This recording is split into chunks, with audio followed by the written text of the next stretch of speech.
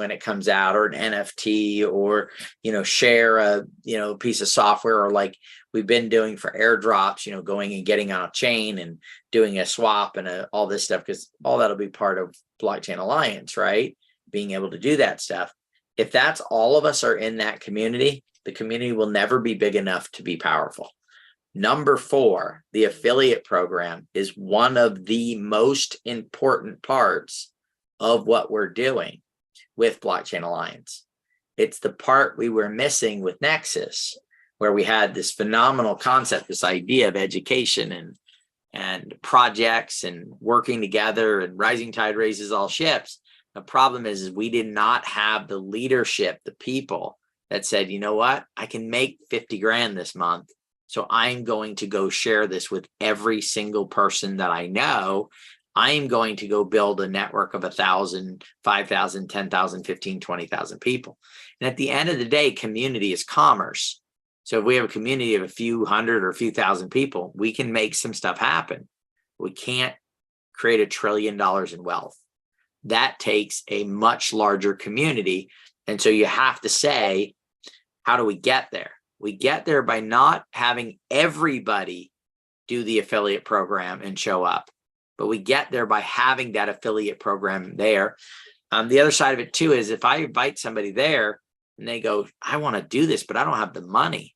The affiliate program, that's why it's part of it, 4 of it. Matter of fact, Steve had pointed out kind of rightly that the three benefits are the collectability of the access pass, because you don't need an access pass, right, to sell the program.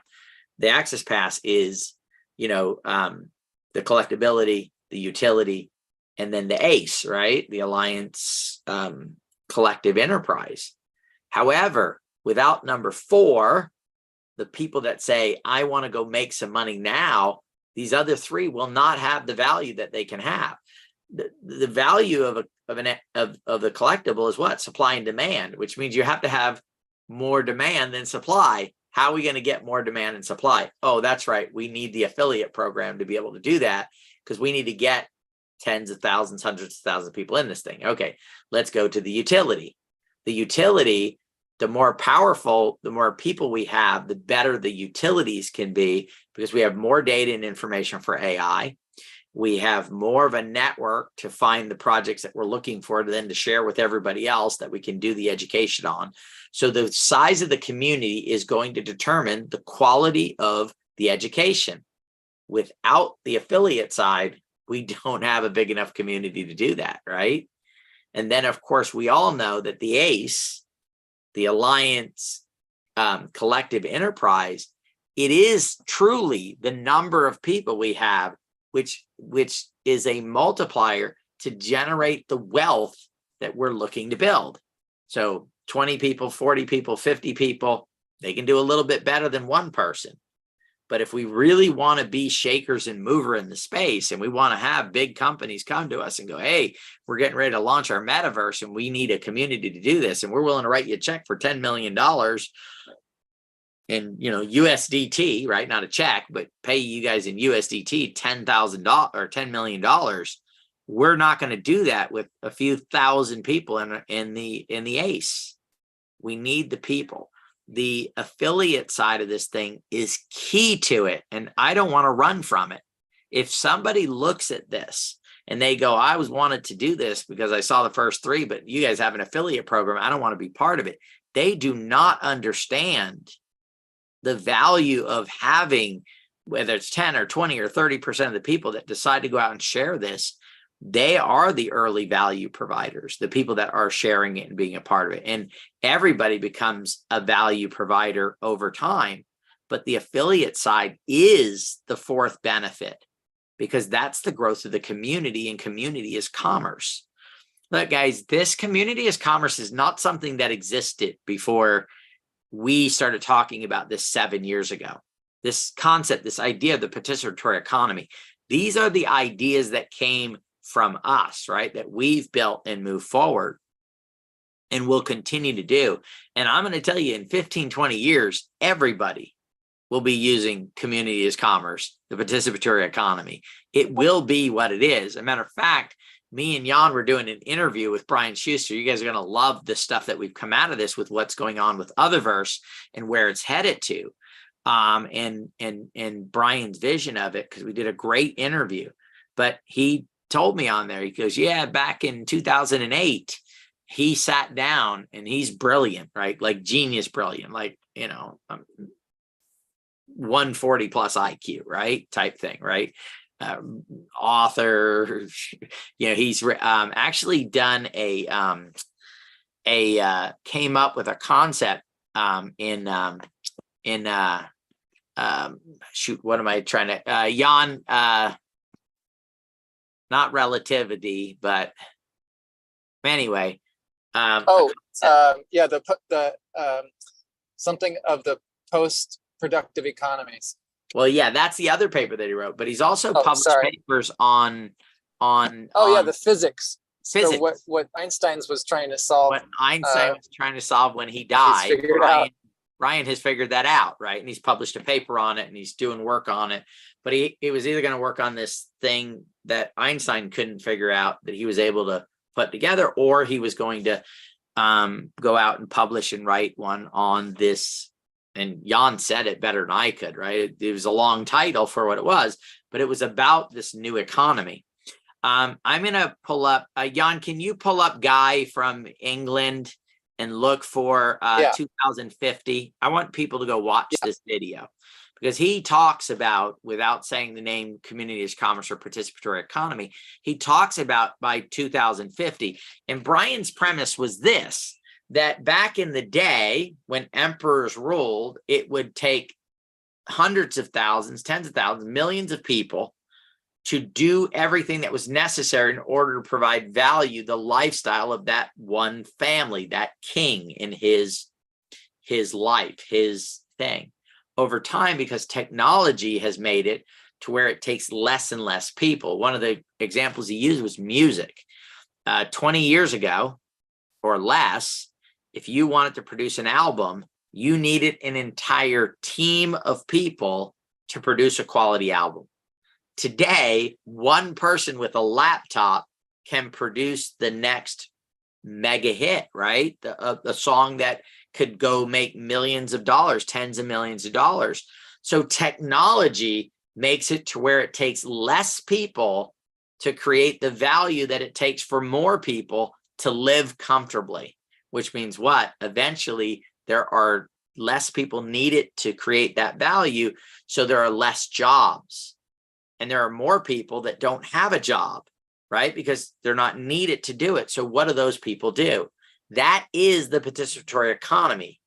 That are these are the people that simply by living, by doing, by being consumers, doing all the stuff that they do, sharing stuff, that's the participatory economy. And that's what a huge portion of the population will be doing in order to make their living. They will simply be in it. These are things that we've been pioneering, guys, that we've been on the cutting edge. That's the concept and the idea behind Nexus Ecosystem. It's the concept and the idea behind Blockchain Alliance. It's a decentralized world.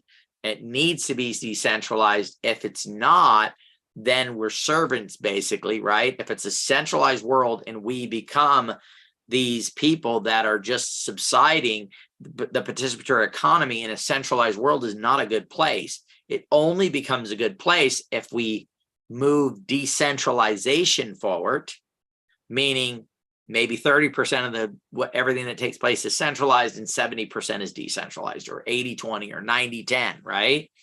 And because that's the best way, because now all of a sudden you are making your living by being in the participatory economy. If you're doing that for yourself and you have control of your data, your information, if you have control of what you do and it's on a blockchain and it can be proven, not cheated, then you have some sovereignty there. And then you can live in the participatory economy, and you can be somebody who just goes out and has a good time and does stuff, and you make a living, right?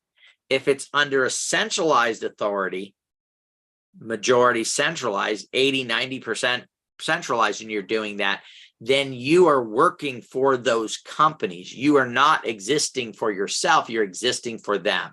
Perfect example is things like Facebook. We go on there, we use the service for free, but no one is using Facebook for free. Every single one of us is paying to use Facebook. There is no free account. You're just paying with your data. You're saying, I'm 58 years old, I'm married, I got 3 kids. You're saying, I do this for a living. You're saying, I'm interested in this. You're saying, I'm interested in this, I'm interested in this, I'm interested in this. And they're taking that data and they're saying, okay, just like you clicked on an ad and watched it back in the day, right? And they still have it where you play a game and you watch an ad and they make the ad revenue. It's just your data is the same exact thing. It's just the mechanism they use to tell you what ad to play. So there's some effectiveness from that ad. And they're using this to design and develop things. And this is the reason for why Web3 is so important. We are absolutely positively moving towards the participatory economy, where literally hundreds of millions, if not a billion people, will literally subside on it. And if it is in a centralized world, then every one of those people are screwed, okay? If Web3 wins the day and we are majority decentralized, then those people have value, quality of life, and they have freedom. So you guys make the choice. Is it better to be, a billion people that are screwed because it's a centralized authority and there's control over their lives? Or is it better for them to have the freedom and for this decentralized fashion? This is, guys, truly about our lives, right? It is truly about, the future, the next 10, 20, 30, 40, 50 years. Any of us on here that have kids, grandkids, great-grandkids, we should be fighting every single day. And I'm going to come back to where we started with. The fourth benefit of this thing is the affiliate program. The reason why you should go share this and get more people on access passes and move this thing forward and do it. The reason why you should get an access pass is not simply to have it go up in value and make money. Not simply. It's because we need Web3 to work. And so in order to get Web3 to work, we need to push the boundaries of Web3. We need to experiment with models to find out what works. Can we build, and I know we can, an ACE, an alliance collective enterprise? I love it, right? The ACE up your sleeve. It's your ACE to the Web3. It's the ACE to wealth, right? Can we build that structure, that model that, by the way, guys, absolutely positively, other people will duplicate and do it. And we want them to duplicate it and do it. Of course, we want to be the biggest and the best and the one that leads the way. But we want other people to do it because we live in this world and we want there to be a billion people utilizing the participatory economy, play to earn games, digital real estate, digital jobs, digital businesses, all of this other stuff that's there, that's in place. And by going out and helping grow Blockchain Alliance, we're helping in that cause. We're moving Web3 forward. We need as many people to understand the difference between Web 1, Web 2, and Web 3. If you guys were on and saw my presentation last night, 330 people have a net worth of $2 trillion. Do you guys understand that you could take 2 million people and give them $1 million? If you took that 2 trillion that 300 something people have, just to give you kind of the spread there, 330 people have enough money to make 2 million people millionaires. And that's just them. What about their executives?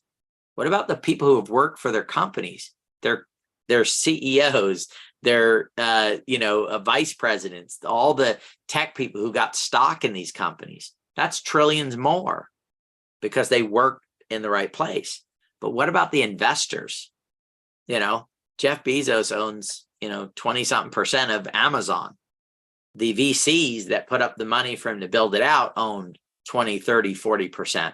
So there's trillions more dollars of wealth that went to either people who founded companies, who were able to get jobs at those companies and worked at those companies, or the investors. Web3 is a whole different ball game. Web3, and I want you guys to understand, it's not magic or voodoo or something why there's so much money in Web3. The same amount of money is in Web3 as there is in Web2.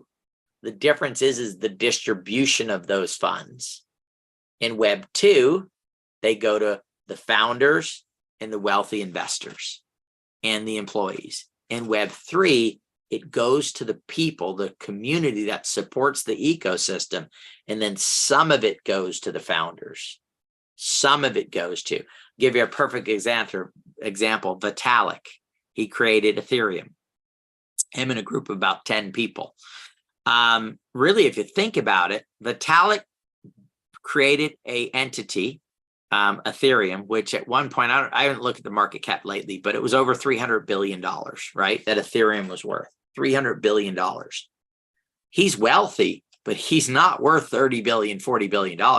In a normal Web 2 company, if he would have created something that created $300 billion in wealth, he would be wealthy himself. He would be worth 20 billion, 30 billion. He'd be on, you see the people who founded Airbnb,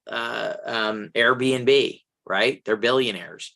Kalanick, a billionaire because he created Uber, right? Uber was valued at last time I looked like $70 billion, right? What Vitalik put out there is worth four times what it's worth. And I bet you the guy who founded Uber is wealthier than Vitalik is. Because Vitalik and them started and said, look, we're going to found this, but we're going to give 80%, 90%, 85%, I don't know the exact numbers, out to the community, and the community will become wealthy. So the community has hundreds of billions of dollars in wealth. The people that supported it, the people that purchased Ethereum and stuck it in their wallet, bought it for the 18 cents or the 30 cents or whatever it was, or bought it at $3, $7, $12, $20, $40. Vitalik got a portion of it, but a small portion of it, the whole team split up. You don't see people like Gavin Woods, who was one of the other founders. You don't see them buying $50 and $100 million. You don't see them buying $200 million pieces of land in Hawaii, because they're not worth 40, 50, 60 billion dollars, because they did not say, I'm the founder, I'm going to raise the money, I'm going to build this business. They went and said to a community, let's build this together. I'll provide value with my technology and with my ideas. You guys provide value with your beliefs, with your belief and your loyalty, and you're getting on board and building projects on it and doing all that stuff. And together we can all win. That's Web3. That is the web. That is the world that I want to be part of. In the presentation we did yesterday, we talked about a new model. I believe Web3 is the perfect model for capitalism. I am a capitalist. I love business. I love what it's done for this planet. Entrepreneurs and business has done more for this planet than anything out there in bringing people out of poverty, creating value for people. We're on Zoom right now. It was a business person who said, hey, what about streaming on the internet, that built a technology that now helps connect people together and make me more efficient in my business. There's a business person who said products can get delivered to doors, and Amazon was built. Business people innovate, they save lives, they create medical devices and all kinds of things that make a difference in people's lives. It is what has taken more people out of poverty than anything else out there, is business. However, business right now has a bad rap, right? It doesn't have I know when I was growing up as a kid, CEOs were like, right now, CEOs were held up on the same esteem as the #1 basketball or football player or whatever it was, right? Lee Iacocca. Nowadays, not so much, guys, right? Because somehow it's gotten twisted around, and it's because nepotism, right? Centralized authority. Somebody decides who gets what, when they get it, how they get it. Not in Web3. Web3, it's you provide value. My brother provides value. He gets his tokens. If you provide value, you get your tokens, right? This is a new way of doing business. So, you know, we've helped start some blockchain projects. I don't own 30, 40, 50, 60, 70% like I would in a traditional company. If I financed it and did everything with it, I own a very small piece of them. And I'm excited about that because it allows for other people to benefit. A balanced world. Instead of having a, you know, let's say the Amazon of Web3 is created and somebody creates the next $1 trillion company like Amazon, but in Web3, maybe the founder of that's worth $5 billion, $6, $7 billion. But the other 900 and something trillion dollars would go to who? Or 900 something billion dollars of the $1 trillion. It would go to the early adopters, the people that are coming on and utilizing the platform. We created a term that was called ROVC. So everybody knows ROI, right? Return on investment. A few years ago, we needed a term to explain what we did in our business models that we put together, and it's return on value created. That's the participatory economy. Return on the value that I, as an individual, creates. Now, as an individual, maybe I can't create a ton of value to make myself wealthy. How do you multiply that? Well, ROVC, return on value created, the multiplier is community. It's an alliance. That's the multiplier. So you come in and become part of a community, and all of a sudden it's not 1 times 1 equals 1, right? It's a multiplier.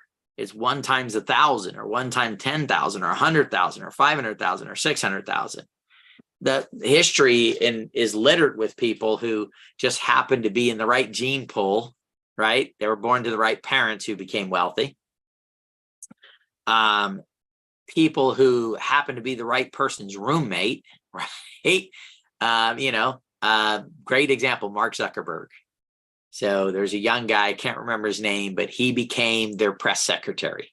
He got shares in Facebook to become a press secretary. He stayed around for a few years, left, vested his shares. He's worth several $100 million.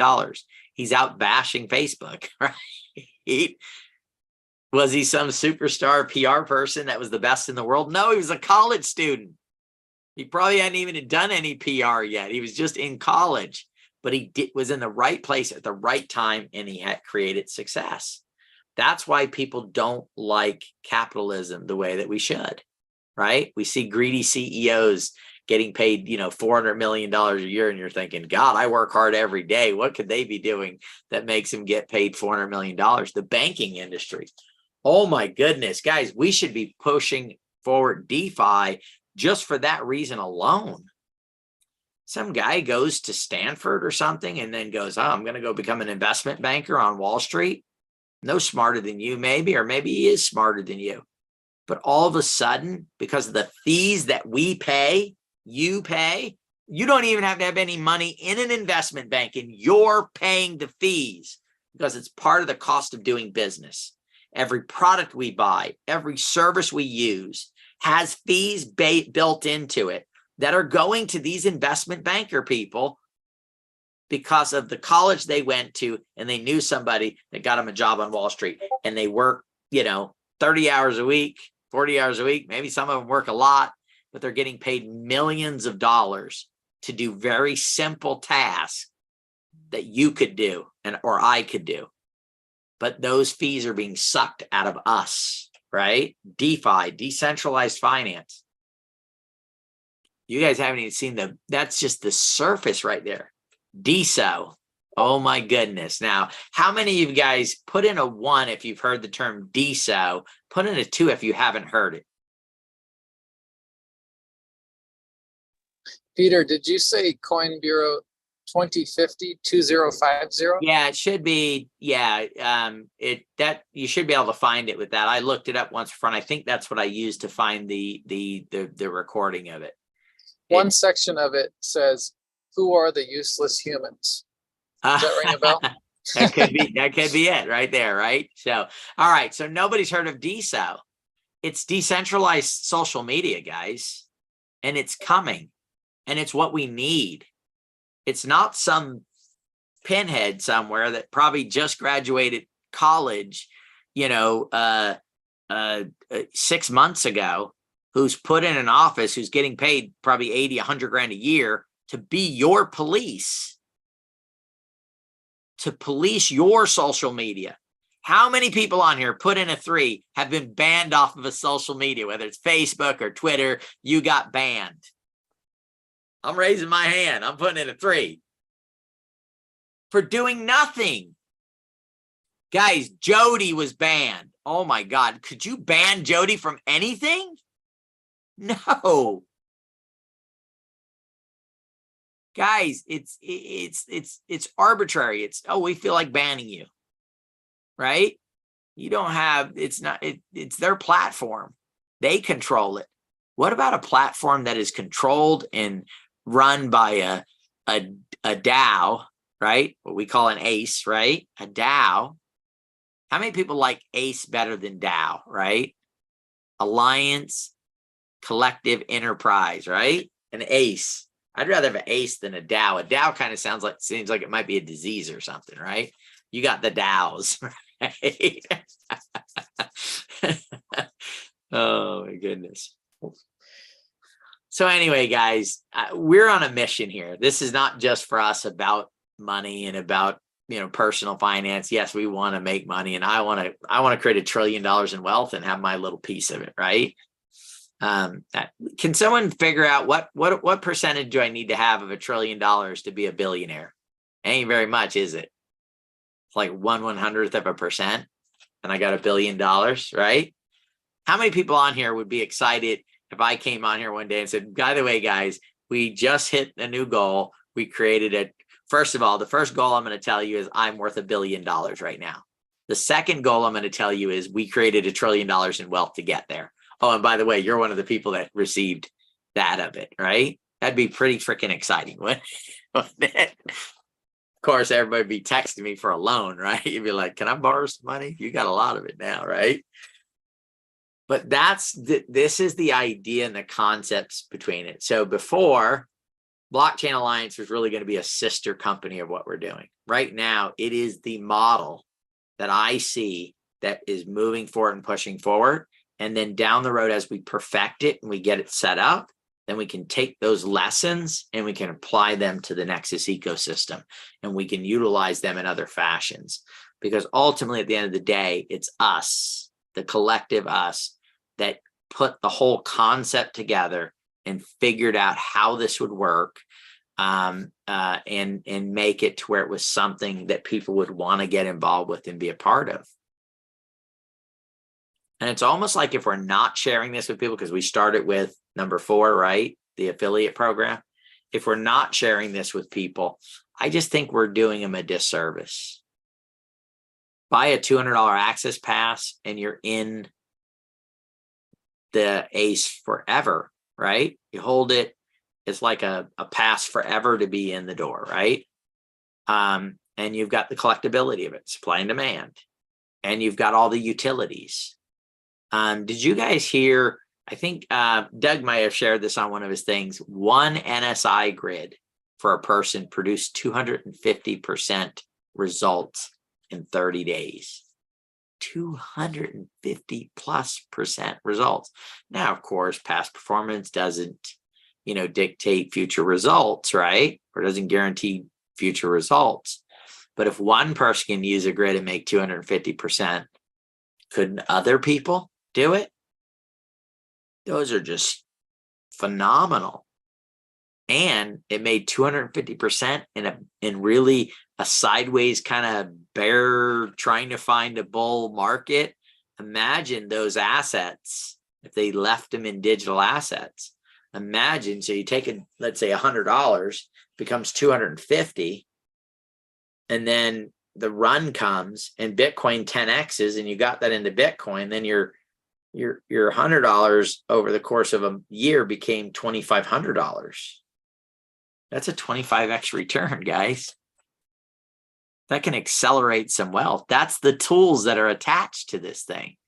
The education system that's there, the AI tools. Oh my goodness.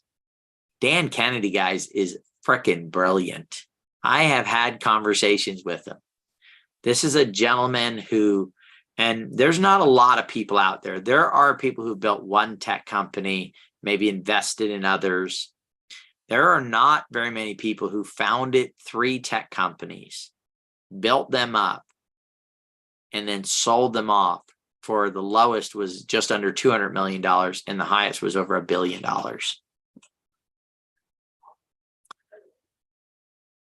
You would sell everything you have. If somebody like Dan said, listen, if you sell everything you have, okay, your house, your car, you know, all your cash out all your assets, and if you give me that money, I will work with you to help you become wealthy. There's probably some people on here that would do it, and all of us would think about it, right? Well, here's the thing is you don't have to sell everything you have. You need to buy a $200 access pass. And Dan Kennedy is saying, here's my technology. And it's in one of the tools that's attached to the access pass. But that's just the beginning of it. If you were on last night, we talked about we're not really a Web3 company and an AI company. We're a Web3 company that's figuring out how to power Web3 with AI.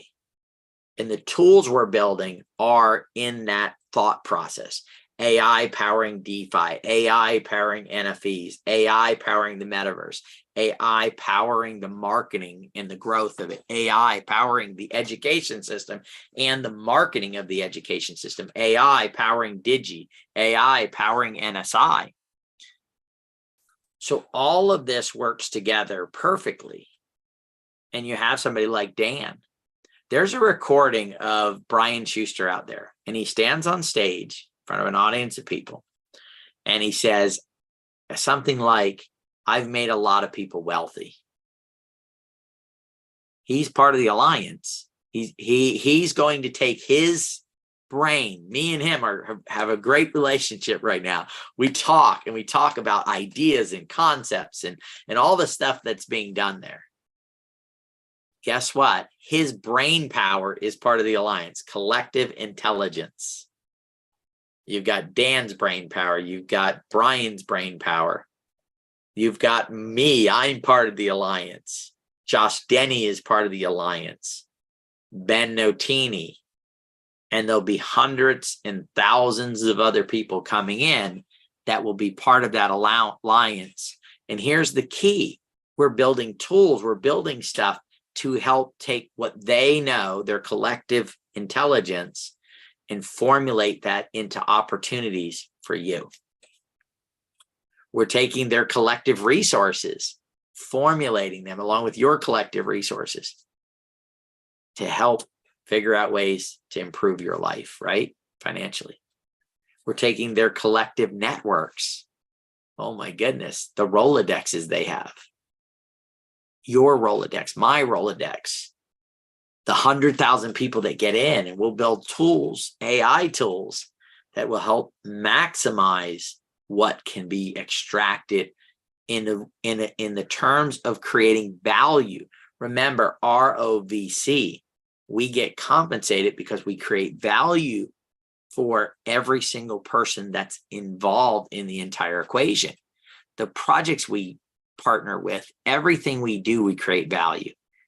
This is exactly the same as Nexus, guys, at this point. Just right now, they had a head start with what they were doing, and then I came in and said, hey, guys, we need to change this. They made those changes. But all the stuff that's going in Blockchain Alliance, we will apply in Nexus. We will move these things forward. Heck, all the projects that are coming through Blockchain Alliance, even for our Nexus members that aren't a part of it, and I know somebody's going, well, Peter, but you're trying to give them Blockchain Alliance, but you're telling them they don't have to because they're going to get it through Nexus. I'm not saying to get into Blockchain Alliance because you need to be in Blockchain Alliance. Support Blockchain Alliance because we need to support Web3. We need this to work. We need to have this success. And then when we're ready to do what we're going to do with Nexus, you can get involved there too. It's not an either or. It's not a, well, I'm dating her, so I can't date her, right? This isn't a dating situation. This is opportunities. These are communities of people. That's the beauty I love about communities. You can be involved in multiple communities. And so as this thing blows up and explodes and goes crazy, right? You'll be able to what? Go be part of other communities. Why? As long as the community that's in Web3 and that's here for what? The betterment of everybody in that community and the betterment of everybody on this planet because of the value that's being created. Boom, you're there. So anyway, guys, I said I was going to keep this short. It wasn't short. Well, I guess it's short for me, right? Right? But I just got on the soapbox and just began to talk about something that I believe in.